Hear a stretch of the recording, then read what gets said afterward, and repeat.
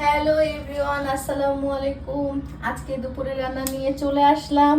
দুপুরে রান্না করব নিজেদের ক্ষেতের ডাটা, সাথে ডাটা শাক, আর ডাটার সাথে রান্না করব কাতলা মাছ। প্রথমেই তেলটা গরম করতে দিয়েছি। তেলটা গরম হলে রসুন আর পেঁয়াজটা ভেজে নিব। তো আমার তেল গরম হয়ে গেছে, এখন আমি রসুন আর পেঁয়াজটা দিয়ে দিলাম।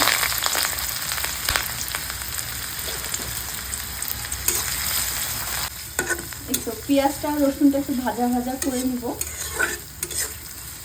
এই যে পেঁয়াজটা একটু ভাজা ভাজা হয়ে গেছে, বেশি ভাজলাম না, পোড়া পোড়া হলে আবার একটু তেতে লাগে।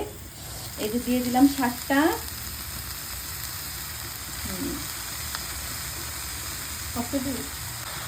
স্বাদ মতো লবণ দিয়ে দিলাম।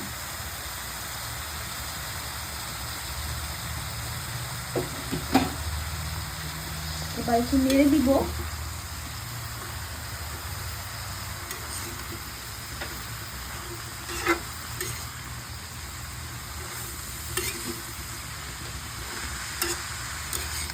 করে যাচ্ছে, তরকারিটা একটু ছোট হয়ে গেছে, যাক একটু পরে কমে শাক কমে যাবে আস্তে আস্তে।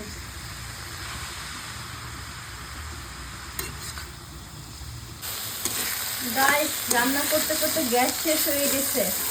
লাইনেরই গ্যাস, কিন্তু দুপুরের সময় সবাই রান্না করে, গ্যাসের অনেক চাপ থাকে, তাই দুপুরে গ্যাস থাকে না। এই জন্য ইলেকট্রিক চুলা বের করে নিলাম। কার কার অবস্থা এরকম হয় আমার মতো? ডাটা দিয়ে কাতলা মাছের মাথা রান্না করার জন্য মাছটাকে ম্যারিনেট করতে হবে। তো প্রথমে আমি মাছের গায়ে হলুদ পরিমাণ মতো, একটু মরিচের গুঁড়া আর স্বাদ মতো লবণ, এই তিনটা জিনিস দিয়ে মাছের মাথাটাকে সুন্দরভাবে মাখিয়ে নিব।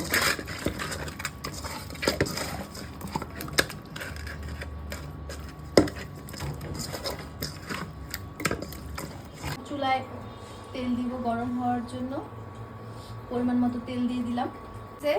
গরম তেলে এবার মাছগুলো ছেড়ে দিব ভাজার জন্য।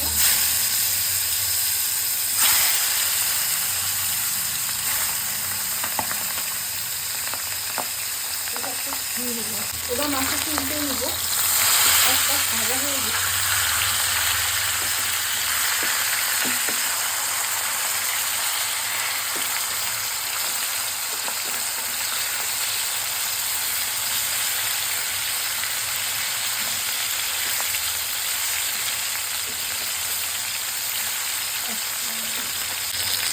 মাছটা হয়ে গেছে, বেশি একটা ভাজবো না, আবার একটু মশলা দিয়ে কষিয়ে নেবো। তো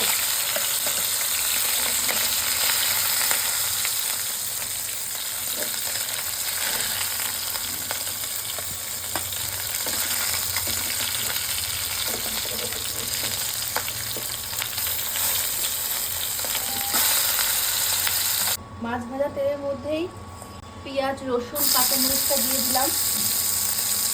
এটা একটু ভেজে নিব।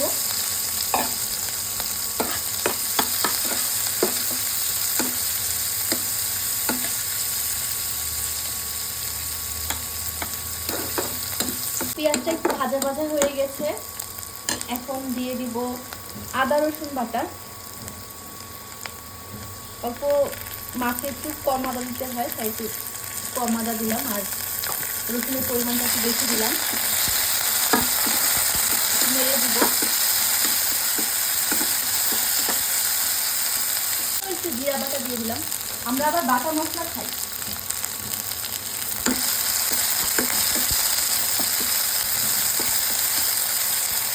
খুব ঠিকছে, তাই একটু মাছ ম্যারিনেট করার সময় যে ঝোলটুকু ছিল, মানে মশলা দিয়ে কমপ্লিট করে সেটা দিয়ে দিলাম, একটু কষিয়ে নেব। ধনিয়ার গুঁড়াও দিয়ে দিলাম,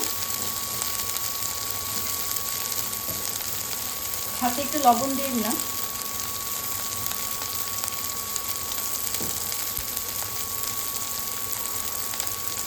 মশলাটা যেন পুড়ে না যায়, একটু পানি দিয়ে দিলাম। এখন মশলাটাকে ভালো মতো কষে নিব।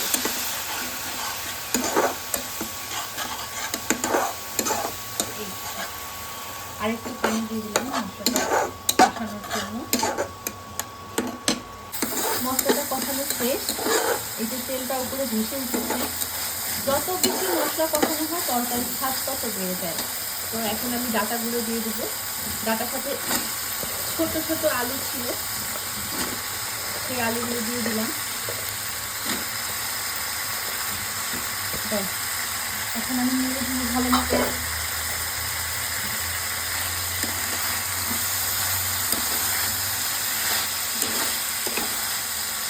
মশলাটা দিয়ে ডাঁটাটা খুব সুন্দরভাবে কষিয়ে নেব।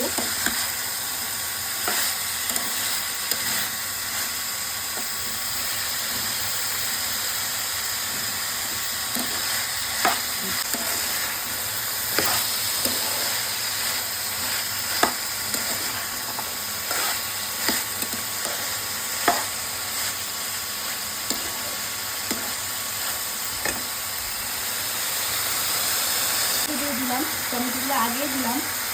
টমেটোগুলোও কিন্তু নিজেদের গাছে, বাসার নিচে একটু পরিত্যক্ত জায়গা ছিল, সেখানে একটু টমেটো গাছের চারা লাগিয়েছিলাম। এবছর ভালোই টমেটো খেলাম নিজেদের গাছে, মাশাআল্লাহ অনেক সুন্দর টমেটো হয়েছে।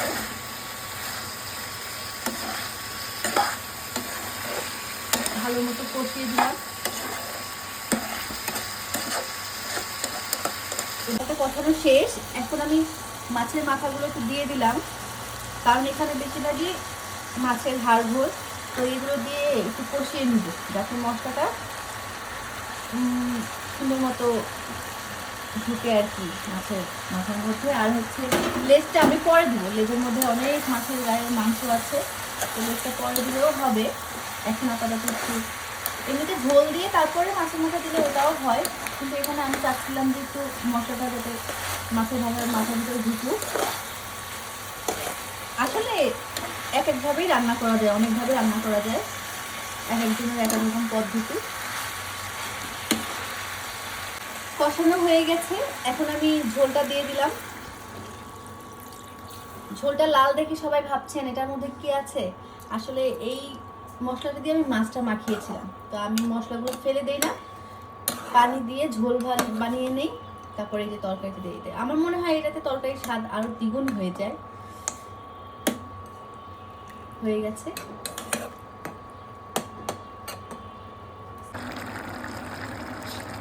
রান্নাটা শেষ হয়ে গেল, তরকারিটা হয়ে গেছে, এতটুকু ঝোল রাখবো। এটা একটু ঝোল ঝোল খেতেই মজা লাগে। এখন আমি উঠিয়ে ফেলবো। চালে পাতা বাসায় নেই, তাই ধনিয়া পাতা দিতে পারছি না, উপরে থেকে ধনিয়া পাতা দিলে অনেক সুন্দর একটা স্মেল আসতো, এটাতেও হবে। হয়ে গেছে, এখন উঠিয়ে ফেলছি। ওই রান্নাটা হতে হতে কাতল মাছের মধ্যে মশলা ম্যারিনেট করে ফেলেছি। এখানে হলুদ, মরিচ আর লবণ পরিমাণ মতো দিয়ে মাখিয়ে রেখেছি, কিছু সময় রেখেছি। আর এইদিকে তেলটা গরম হওয়ার জন্য দিয়ে দিলাম। বেশি তেল দিব না, আমি একটু কম তেলেই খাই। ঠিক আছে, এখন আমি মাছগুলো এক এক করে দিয়ে দিব।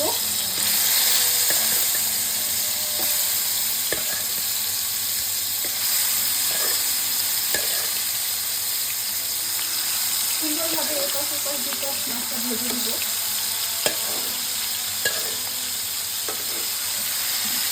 হ্যাঁ, মাছটা এক পাশ হয়ে গিয়েছে, এখন আমি মাছগুলোকে উল্টে দিব।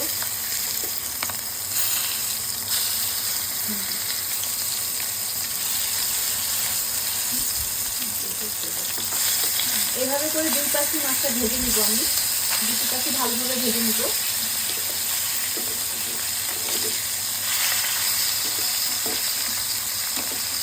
ভালোই তেল পিচ্ছে, তেলটা ভালোই গরম হয়েছে। যাই হোক, আমার মাছটা ভালোভাবে ভাজা হয়েছে। আমার মাছটা ভাজা হয়ে গেছে, এখন আমি মাছটা তুলে নিব।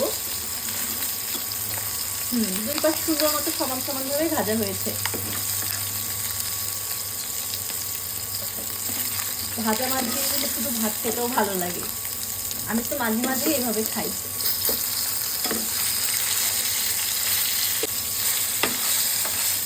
বাবা, এই একটা মাছ তুলতেই পারছি না, মাঝে মাঝে এমন হয়।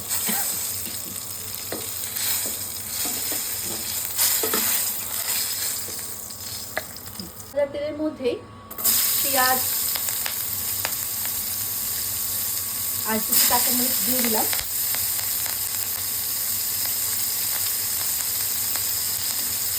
পেঁয়াজটা নরম হওয়া পর্যন্ত ভাজতে থাকবো।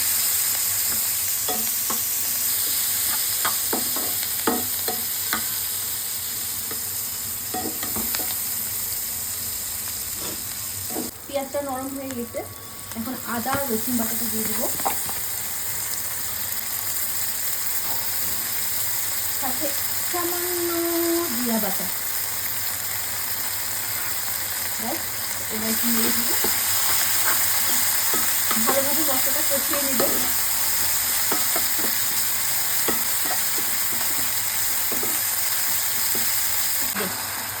মশলাটা খুব ঠিক ছিল, এই জন্য একটু পানি দিয়ে দিলাম।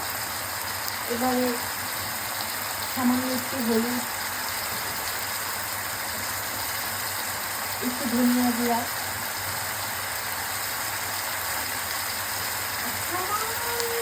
একটু রঙের জন্য মরিচের গুঁড়া সামান্য।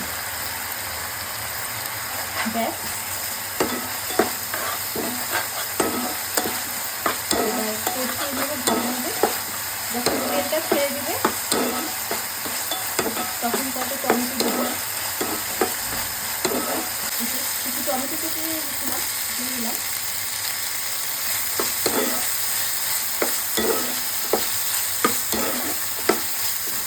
লবণ দিইনি, কারণ মাছে অনেক লবণ দিয়েছিলাম আমরা ভাজার সময়, যদি এখন একটু হয়ে যাবে, না হলে পরে দেওয়া যাবে।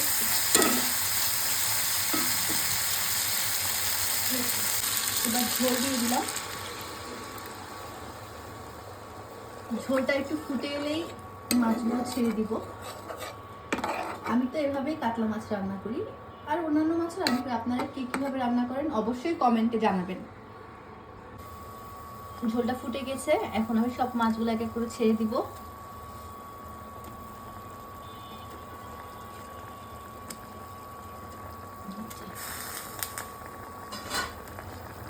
সবগুলো ছেড়ে দিলাম, একটু নেড়ে নেড়ে দিব। ব্যাস শেষ। এবার হয়ে গেলে উঠিয়ে ফেলবো। এই তো মাছটা প্রায় হয়ে গেছে, আর একটু ঝোল কমাবো। কাতলা মাছের ভুনা এইভাবে খেতে বেশ ভালো লাগে, অনেকে আবার এটাকে দো পেঁয়াজাও বলে।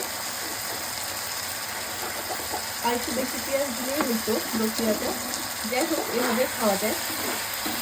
এই তো হয়ে গেছে, এখন আমি নামিয়ে ফেলবো। আজকে দুপুরের রান্না শেষ। রান্না করেছি ভাত, কাতলা মাছের ভুনা, ডাঁটা শাক, ডাঁটা দিয়ে কাতলা মাছের মাথা, কালকে খাসির মাংস। আজকে দুপুরে এতটুকুই ছিল। আমার ভিডিওটি ভালো লাগলে লাইক করবেন, শেয়ার করবেন, কমেন্ট করবেন, সাবস্ক্রাইব করে আমার পাশে থাকবেন। এরকম নতুন নতুন ভিডিও পেতে আমার পাশে থাকুন।